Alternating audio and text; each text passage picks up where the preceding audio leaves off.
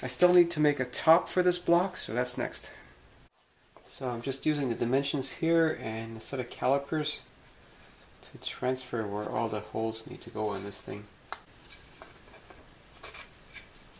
So I've just drilled the holes for my markings, and now I'm just going to put 2 bolts in here and clamp that down to make sure I've got the alignment right and that everything is parallel. And now I can punch through where to put the screw holes. So now let's screw that on here with the pilot holes drilled.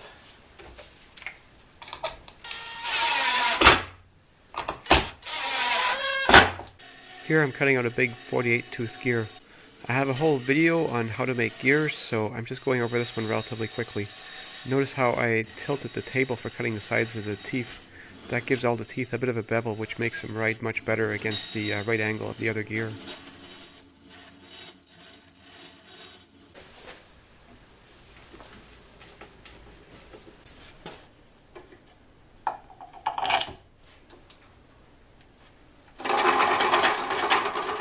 So that gear already turns pretty good, but it also really helps to make this slippery.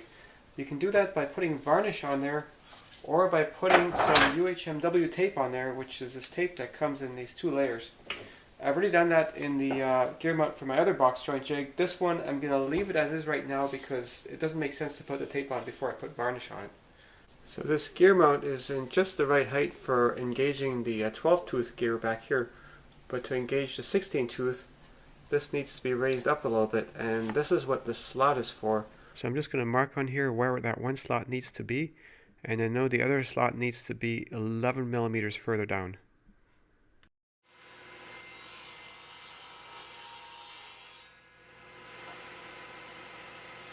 I actually need to make a cut that's a bit wider than my saw blade, so I'm just going to move that fence by about 20 thou and then make another cut.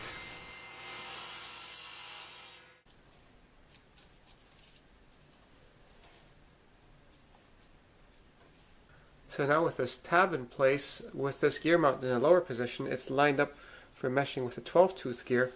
And now if I pull it away and engage it with the upper one, it's now lined up for engaging with the 16 tooth gear. Right now I get a 3-to-1, or I get a 3/16 inch per turn, and with the gear in the lower position against the 12 tooth, I now have a 4-to-1, so each turn gives me 4 turns, or 1/4 inch.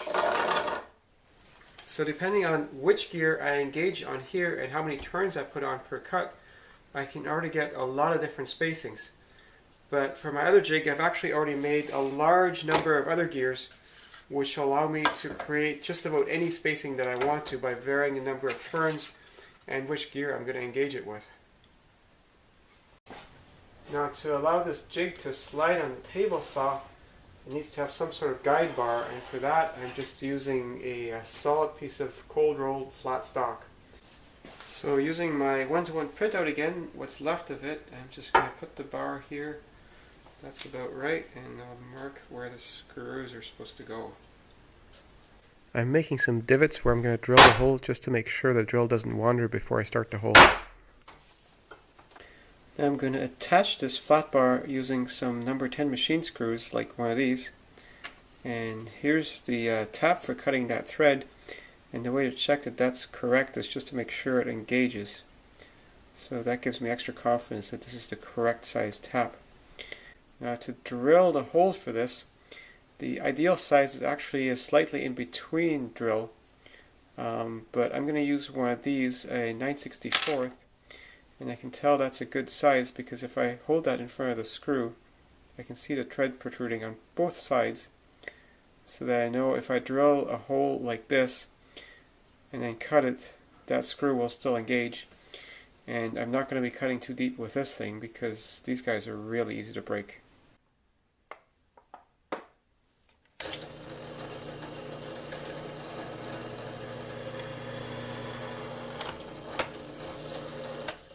It helps to put a drop of oil in the hole before cutting the thread, and I'm always having a hard time starting this at the right angle, so I made a little guide block to help me start it at exactly perpendicular.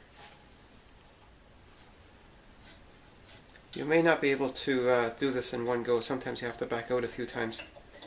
Be very careful. It's very easy to break these. The first time you're going to use one, you'll probably break it. So the next thing I need to work out is where to put the guide bar on this jig. It's not marked in the plans where to put it because the distance between the blade and the bar slot is not the same on every table saw. So I start by squaring it up just using the miter gauge, and with this carriage cranked all the way to the left, I want the saw blade to be just right. This blade is just right of this part here, so that the first cut I can actually hide the blade underneath here. And so having positioned it like that, with the carriage wound all the way left, I now know that the guide bar needs to go here.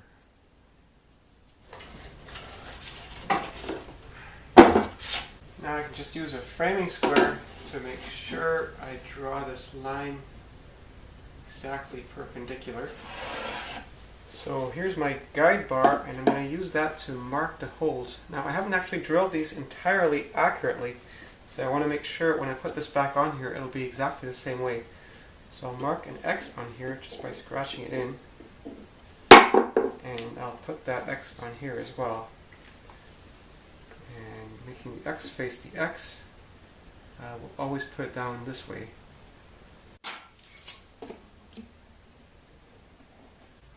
Now checking the angle one more time just to make sure.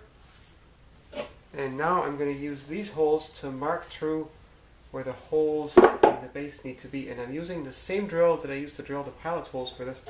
So I know that fits exactly in here. And by tapping it, I'll just produce a divot right at the middle of this hole. I'm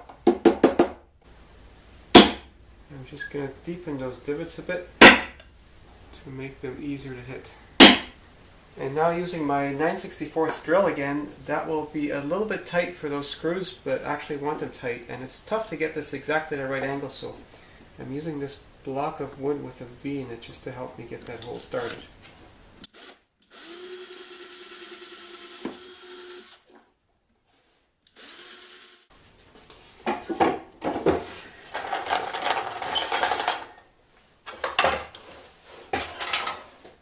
Now I need to put a countersink in from the top, and ideally I'd use a countersink bit on here.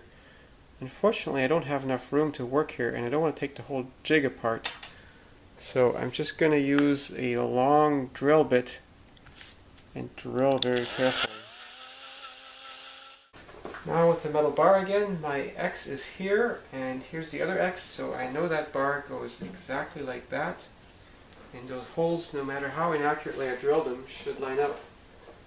So I can now start screwing this bar back on. Well, I goofed up a little bit. What happened is when I countersunk these screws in here, they actually came out the other side of the bar. So rather than cut off my screws, I just put a washer underneath them.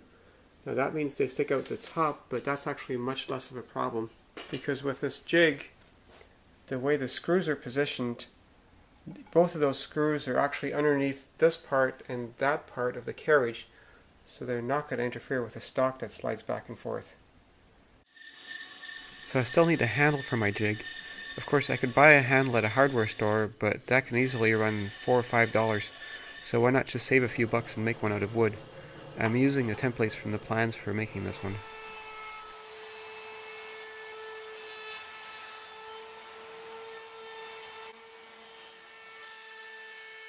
So now for the placement of this handle, easy enough with the carriage wound all the way left. It has to not interfere with the idler roller, so I can just put that right here.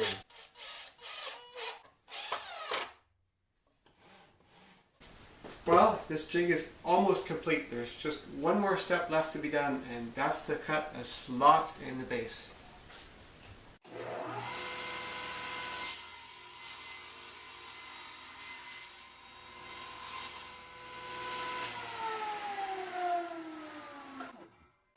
And now it's done.